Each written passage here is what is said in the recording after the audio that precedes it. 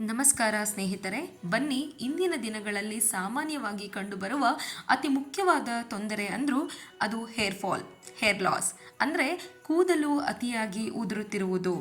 ಹಾಗಾದರೆ ಮೊದಲು ಈ ಕೂದಲು ಯಾಕೆ ಉದುರುತ್ತದೆ ಮತ್ತು ಅದರ ಕಾರಣಗಳನ್ನ ತಿಳ್ಕೊಳ್ಳೋಣ.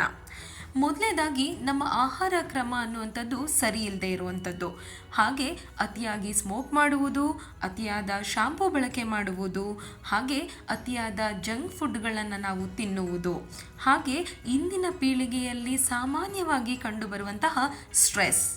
ಹೌದು, ಹಾಗೆ ತಲೆಯಲ್ಲಿ ಉಂಟಾಗುವ ಹೊಟ್ಟಿನಿಂದ ಕೂಡ ಕೂದಲು ಉದುರುತ್ತದೆ. ಇದು ಅಷ್ಟೇ ಅಲ್ಲದೆ ನಾವು ಮಲಗುವ ಹಾಸಿಗೆ ಸ್ವಚ್ಛವಿಲ್ಲದಿದ್ದರೂ ಕೂಡ ಕೂದಲು ಉದುರುತ್ತದೆ. ಹಾಗಾದರೆ ಈ ಕೂದಲು ಉದುರೋದನ್ನು ಹೇಗೆ ನಿಲ್ಲಿಸಬೇಕು ಅಂದರೆ ಕೆಲವೊಂದಿಷ್ಟು ಪರಿಹಾರಗಳನ್ನ ನಾವು ಮನೆಯಲ್ಲೇ ಮಾಡ್ಕೊಳ್ಬೇಕಾಗತ್ತೆ. ಹೌದು, ಹಾಗಾದರೆ ಮನೆಯಲ್ಲೇ ಅದನ್ನು ಪರಿಹಾರವನ್ನು ಕಂಡುಕೊಳ್ಬೇಕು ಅಂದರೆ ಮನೆಯಲ್ಲಿರುವ ಸಾಮಗ್ರಿಗಳನ್ನ ನಾವು ಯೂಸ್ ಮಾಡ್ಕೋಬೋದು. ಮೊದಲನೇದು ಕ್ಯಾರೆಟ್. ಹೌದು, ಕ್ಯಾರೆಟ್ ತಿನ್ನುವುದರಿಂದ ನಾವು ಕೂದಲು ಉದುರನ್ನು ಕಡಿಮೆ ಮಾಡ್ಕೊಳ್ಬಹುದು. ಯಾಕಂದರೆ ಈ ಕ್ಯಾರೆಟ್ನಲ್ಲಿ vitamin A, vitamin C, vitamin E ಹಾಗೂ ಬಯೋಟಿನ್ ಇರೋದ್ರಿಂದ ಕೂದಲು ಬೆಳವಣಿಗೆಗೆ ಇದು ಸಹಾಯಕಾರಿಯಾಗಿದೆ. ಎರಡನೇದಾಗಿ ಕರಿಬೇವು. ಹೌದು, ನಾವು ದಿನನಿತ್ಯ ಯೂಸ್ ಮಾಡುವಂತಹ ಅಥವಾ ಬಳಸುವಂತಹ ಕರಿಬೇವು ಕೂಡ ನಮ್ಮ ಕೂದಲು ಉದುರುವುದನ್ನು ನಿಲ್ಲಿಸಿ ಬೆಳವಣಿಗೆಗೆ ಸಹಾಯವಾಗುತ್ತದೆ. ಯಾಕಂದರೆ ಇದರಲ್ಲಿ vitamin A, B, C, E ಮತ್ತು ಅಮಿನೋ ಆಸಿಡ್ ಕಂಟೆಂಟ್ ಇರೋದ್ರಿಂದ ಕೂದಲು ಬೆಳೆಯಲಿಕ್ಕೆ ಸಹಾಯಕಾರಿಯಾಗುತ್ತೆ. ಹಾಗೆ ಮೂರನೇ ರೆಮಿಡಿಗೆ ಬಂದರೆ ನೆಲ್ಲಿಕಾಯಿ. ಹೌದು, ನಾವು ನೆಲ್ಲಿಕಾಯಿಯನ್ನು ಈಗಲ್ಲ, ಅನಾದಿ ಕಾಲದಿಂದಲೂ ಬಳಸುತ್ತಿದ್ದೇವೆ. ಆಯುರ್ವೇದದ ಒಂದು ಮೆಡಿಸಿನ್ ಇದ್ದಂತೆಯೇ ಹೇಳಬಹುದು.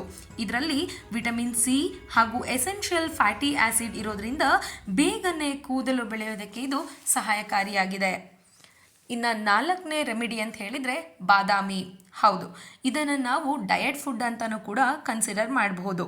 ಯಾಕಂದರೆ ಇದರಲ್ಲಿ vitamin E, magnesium, biotin or, vitamin B7 ಇರೋದ್ರಿಂದ ಕೂದಲು ಉದುರೋದನ್ನು ನಿಲ್ಲಿಸಿ ಕೂದಲು ಮತ್ತೆ ಹುಟ್ಟಲು ಸಹಾಯ ಮಾಡುತ್ತೆ. ಐದನೇದು ಅಗಸೆ ಬೀಜ. ಅಗಸೆ ಬೀಜ ಕೂದಲು ಉದುರನ್ನ ತಡೆಗಟ್ಟಲು ರಾಮಬಾಣ ಅಂತಲೇ ಹೇಳ್ಬೋದು. ಇದರಲ್ಲಿ omega 3 fatty acid, vitamin B, vitamin E ಹೇರಳವಾಗಿದೆ. ಹಾಗಾದರೆ ಈ ಅಗಸೆ ಬೀಜವನ್ನು ನಾವು ದಿನನಿತ್ಯ ಆಹಾರದಲ್ಲಿ ಬಳಸೋದ್ರಿಂದ, ಹಾಗೆ ಈ ಅಗಸೆ ಬೀಜದಿಂದ ಮಾಸ್ಕನ್ನು ತಯಾರಿಸಿ ಹೇರ್ಗೆ ಅಪ್ಲೈ ಮಾಡೋದ್ರಿಂದ ಹೇರ್ ಲಾಸನ್ನು ನಾವು ತಡಿಬಹುದು. ಈ ವಿಡಿಯೋ ನಿಮಗೆ ಇಷ್ಟವಾಗಿದ್ದಲ್ಲಿ ದಯವಿಟ್ಟು ನಮ್ಮ ಚಾನಲನ್ನು ಸಬ್ಸ್ಕ್ರೈಬ್ ಮಾಡಿ. ಧನ್ಯವಾದಗಳು.